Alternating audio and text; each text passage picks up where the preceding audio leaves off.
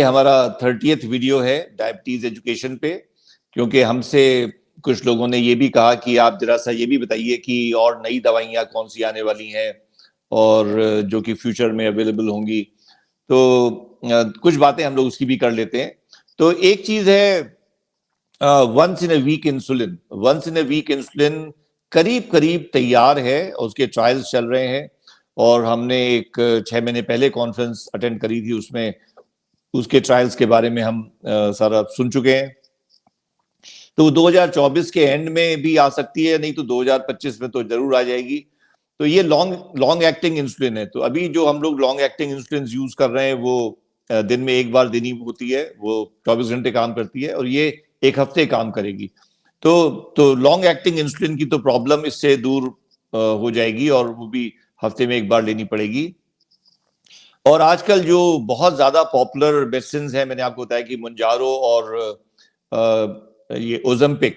तो उसमें ओजम्पिक जो है वो GLP-1 एगोनिस्ट है, मतलब वो GLP-1 हार्मोन के रिसेप्टर्स को स्टिमुलेट करती है, वो GLP-1 की तरह काम करती है।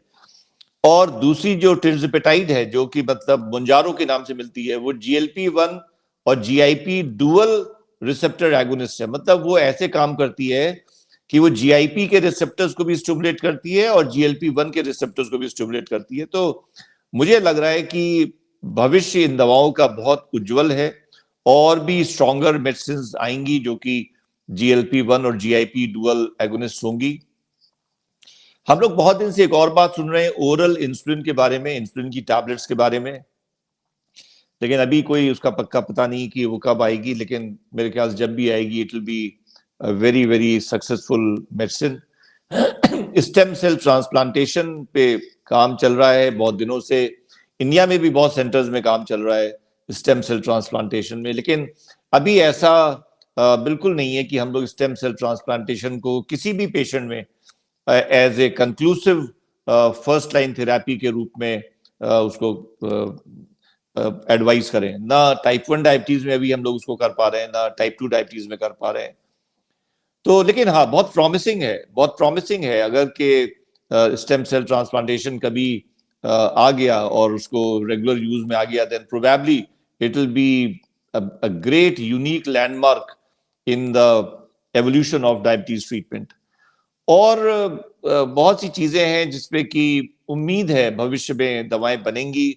बहुत से ऐसे हार्मोन्स हैं जो कि पता तो है बहुत दिनों से, जैसे लेप्टिन एक हार्मोन है, ग्रेलिन है, न्यूरोपेप्टाइड वाई है, पेंक्रियाटिक पॉलीपेप्टाइड है।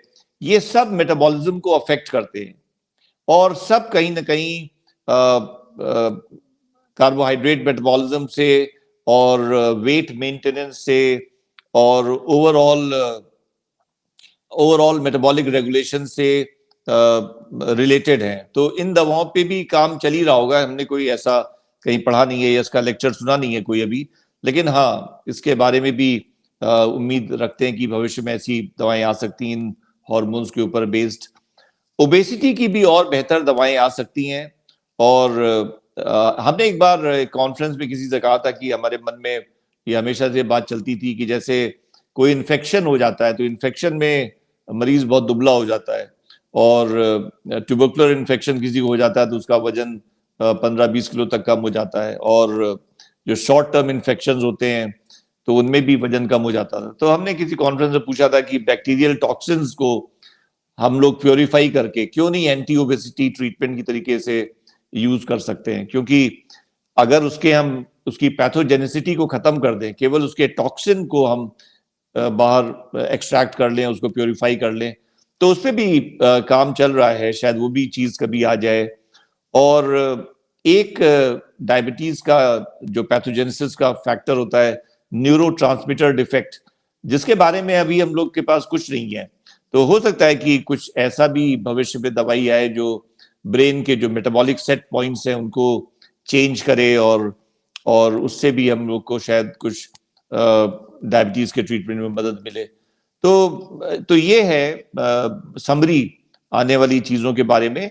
और जो सबसे जल्दी चीज आएगी वो आएगी weekly long acting insulin. So I will stop here and catch up in the next video.